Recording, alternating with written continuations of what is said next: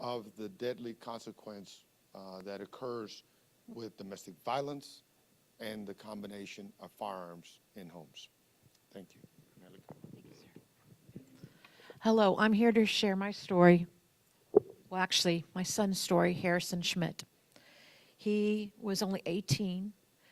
He had his whole life ahead of him, and he was just not a regular kid. He was a special kid. He helped me with my parents, as my father suffering from Alzheimer. He was the one kid that people would call because they knew he was home. He never went out. He liked being home, kind of a homebody. But our lives changed Halloween night, 2019. As my son finished work, he was driving a friend home. They got into an altercation with another young man, 22 years old, who had lost his temper earlier with a bunch of trick-or-treaters. And by the time he got to my son, he lost his temper, pulled up and shot my son in the head. My son fought for 18 days, very painfully, through a lot of operations trying to save his life. The day that I went to get my son to Memorial Hermann, he ended up dying of sepsis. I wanted to tell this story more than anything is because our children are special, and we hear the statistics. This is a statistic. This is a person. When he died, I died. And I fight every day. I resigned from HISD after 29 years. I fight to get up in the morning. My parents, his sister, they were close. That's why when I was putting this together, I wanted people to know that it wasn't just him. It was his sister. It was me. It was his dad. It was everybody, his grandparents. We all suffer from this kid. When he was in the hospital, all these parents came up and children. You know what? Whenever my daughter had to go somewhere, I would say, can Harrison come with you? Harrison would get calls sometimes. Ma, I got called. Somebody couldn't get a ride home from work. It was like 11:30, but I knew what kind of kid he was. I knew he would never went out. He would always go, and they'd go, Mom's going to be a couple more minutes. But he was that kind of kid. He always texted me. So when I didn't get that answer, but because how the crime was back in 2019, not only did I not get contacted, my son was put under an unknown, even though his car was registered. He had all the insurance. He argued with me, Mom, don't waste money on full insurance for me. I said, no, if anything happens to you, baby, I want you to have the best. He got the worst. They presumed that he was just a gang member. My sweet baby boy, he was big, he was tall. But that's what they presumed. And so, but most I want to point out is this sweet boy who was my heart and my soul. He was shot by a young boy who was not a criminal, lived with his mom and his sister. And he bought the gun legally, but he had no training, and he wasn't mature enough. So that's my concern. And as a person that was in education for most of my life, we're kind of failing our kids right now in education as we focus on the STAR. So our kids are not learning about, they're not even allowed to play in pre-K and K because they have to focus on letters and sounds now. Puzzles, oh no, that's a waste of time. And you're talking to a person who was in HISD and saw it firsthand. These kids are going to grow up. Do you know how they're going to treat each other? No. I've had to break up fights where kids were practically beating each other up over it was my turn to pass the cards because they don't know how to work things out. So let's put that human aspect. I fight every day. I don't want to live, but I have to. I have to fight for him. I have to fight for my daughter, my parents, and my friends, and his friends. He has a friend of his that went back into the hospital because she can't get over his death. So let's think about that. Let's think about his rights for life and for our rights to be happy and be safe. My daughter lives in New York, and I think she's safer right now because of what we're doing here in Houston. And that breaks my heart because I was born here, raised here. I'm Houston. But please, as you're talking to your councilman, as you're talking to people, let them know this isn't about, well, I just want to buy this, I want to get this. No, this is a weapon. My husband's in the Navy, and I tell you, he came from Afghanistan. The training that he did was horrendous. It was incredible. But still, it does not prepare you. So we're going to give a gun to somebody, not knowing how they're feeling. We don't even know their medical background. Are they angry? How they're feeling? But I tell you, Harrison Schmidt was just an incredible angel on earth. And if I can keep this message going, we are going in the wrong direction. We're going in the wrong direction with guns and in education. And it needs to stop. And we need to not blame anybody. We just need to make the change together. Thank you.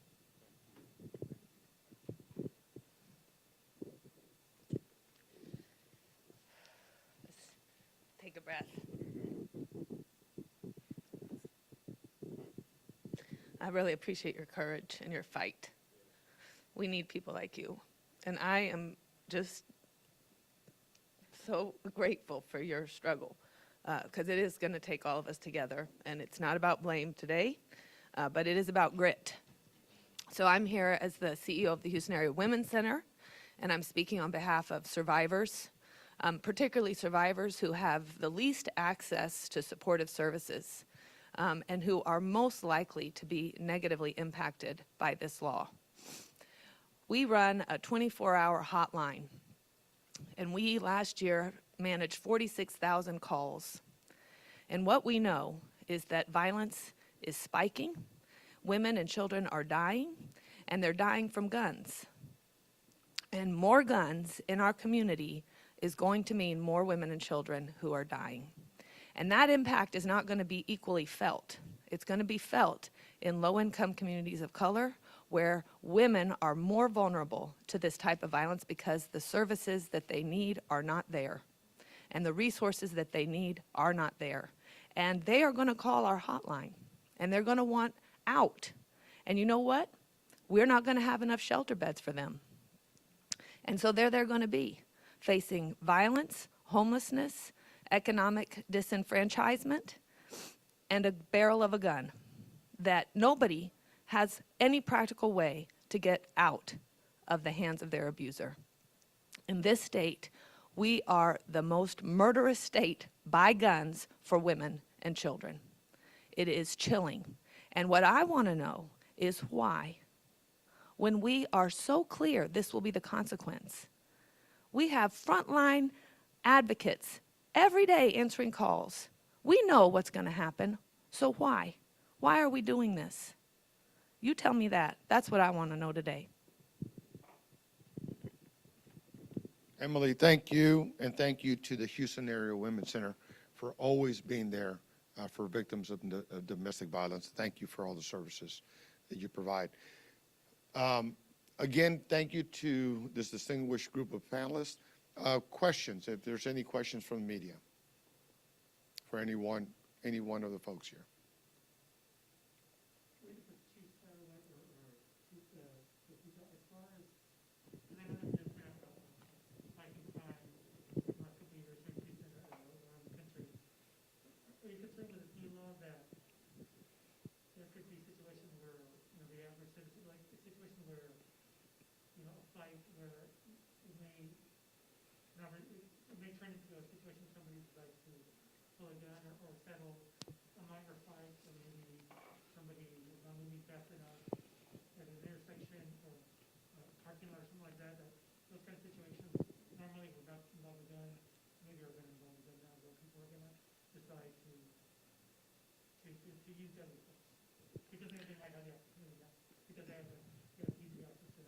Right.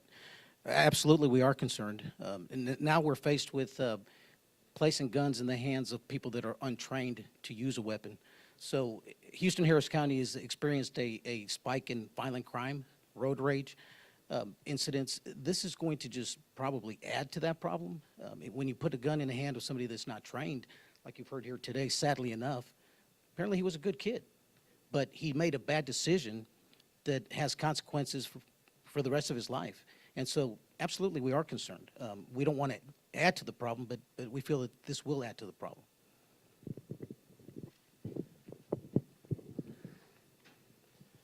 Yes, just to echo Chief Takika, you know, what we are seeing is an increase. You mentioned road rage, and it's a problem in our city. It's a problem in our country, and that's a whole nother dynamic that we've been facing and growing in our city, and we've been battling, and we've all collaborated, you know, with Harris County and all the constables and the state and Metro and everybody, and we made some good headway. But yes, when people become enraged and they have access to a firearm at their fingertips, some people do not make the right decisions. So this is a constant challenge of when you have people who haven't thought this through, when they've had no training whatsoever, and they find themselves in what they perceive as a volatile situation. Of course we want people to be able to protect themselves. Of course we want people to be safe, and there are bad people out there. But you need the training. You need the experience. You need to understand what you're doing so that the right decision is made instead of the wrong decision. And let me just say that Precinct 2 has also been a victim of road rage. One of my stellar employees is still fighting for his life, still going through surgeries, fighting the COVID in the hospital, all because of a senseless act that someone decided to take against him. And so the stories here all have, all have an impact. Every comment that you've heard today speaks for many others that are out in the community. And so let me just try to, make it as simple to understand as possible. Assume everyone here is a law-abiding citizen, but also let's assume that some may not be. We won't know because the masses potentially could be carrying firearms. So the question to folks in law enforcement, how do you distinguish who is and who isn't eligible to carry a gun without a background check? Imagine how ridiculous that is today for law enforcement to comprehend. Imagine being called to a business that maybe didn't put up the signage but is concerned about someone, and yet you find others in the restaurant or in the business. How do you distinguish? Where do you start? And then if something does happen, whether it is one of these many road rages, you can go to parks where alcohol is going to be consumed, public venues where alcohol is going to be consumed. You step on the wrong, literally, you step on the wrong toes. You bump into the wrong person. And let me just say that historically on the street, there's been a term and the term is a bullet has no name. And I think we've heard that story today. And so when you have people who are untrained, who may have the wrong intentions, aside from their intended target, there could be many other unintentional victims as a result of, number one, their lack of training, and number two, maybe they should have never had a gun to begin with. Yes, ma'am. Would you refer to a spike in violent crime that we've definitely read about? He's not alone in this. Is it more accurate? I'm assuming that it's not just any violent crime. It's specifically gun crime. It's not like more fistfights are breaking out. It is gun crime. That is the increasing component of violent crime. Is that accurate? So it's kind of all of those things. So yes, gun crimes are up, and that's just the data. You can't run from the data. We know. So yes, gun crimes in terms of homicides, gun crimes in terms of shootings, and then of course robbery, aggravated robbery, other violent crimes. All of these things are up, and so this is this is the challenge that we face, is that what's causing it, that's a whole nother conversation. There are a few things that are hurting us right now, obviously, with the number of persons out on bond that continue to commit their crimes, and we haven't been able to get them before a judge in a trial to deal with that and also serve the victims. So that's a whole nother challenge that we're facing, but it's all built into the problems that we are facing right now. Thank you, Chief. I'm going to ask the media if there's any more questions. Yes, ma'am.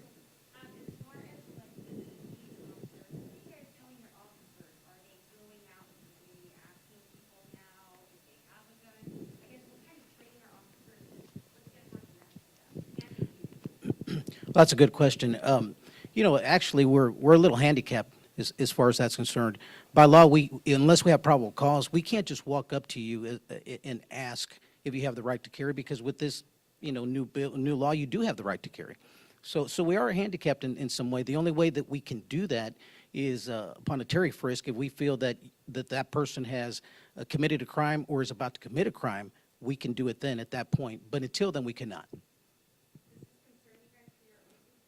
Absolutely, it does. I mean, look, we have a lot of training. We do train our guys to whenever they make a call for service that there is a gun present. If anything, we have to, you know, common sense tells you we bring a gun to every call we go to. So yes, they are trained to look for those things, but it is a concern. Yes. Real quick, just to add to that, even before this law, I mean, we have been on protests in the city, First Amendment demonstrations, where I've had two groups that are adamantly opposed to each other, both groups armed, and the police are stuck right in the middle. And I've had to have my officers, and we have stood right in the middle of those two groups to keep them apart. And so there's a lot of hoping and praying along the way that people do not make, you know, let their emotions get the best of them and do something horrible. So this is the challenge that law enforcement faces. We train our officers to deal with this. But like Chief Tokika said, I mean, it's, you know, we actually introduce a firearm to almost every situation because we're carrying, and now we know we just have to almost assume everybody's going to have a firearm, and we have to respond as safely while still respecting everybody's rights and being there to help them, but still be cautious. It's a fine line we walk. Let me just add to that dynamic. I think I'm a little older than these two guys, but I am from the era where you used to be able to count on a patrol partner, someone in your patrol car that was with you your entire shift. We transitioned away to single officer units. Part of the dispatching process is to, whenever the dispatcher believes that there is a greater likelihood that there is going to be danger posed to the officers, to send another unit along with the primary unit for support, for backup. We don't have enough officers to cover all neighborhoods today. Now the threat of concern for our law enforcement will be extraordinarily high as a result. Thank you all. We'll now move to one-on-ones if there's any questions for any of the panelists by individual media. Thank you.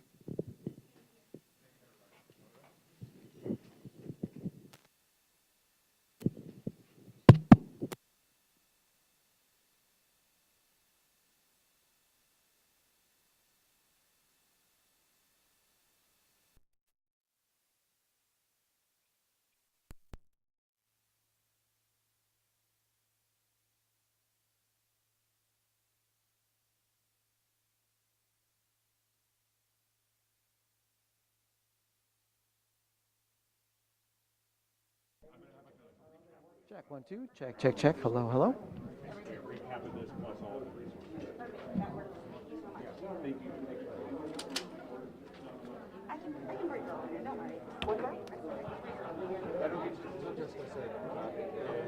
And yeah, keep on moving on, I guess. Yeah, no. Although I gotta say, we all have gotten so good. Like compared, I mean, it was a good station when I was there, but it wasn't physically stimulating. content's good, Yeah. and the delivery's good. And we are number one, right? Yes, yeah. Thank you. It shows. Yeah. I will, just. Yeah, I'll be around if you need me. Okay.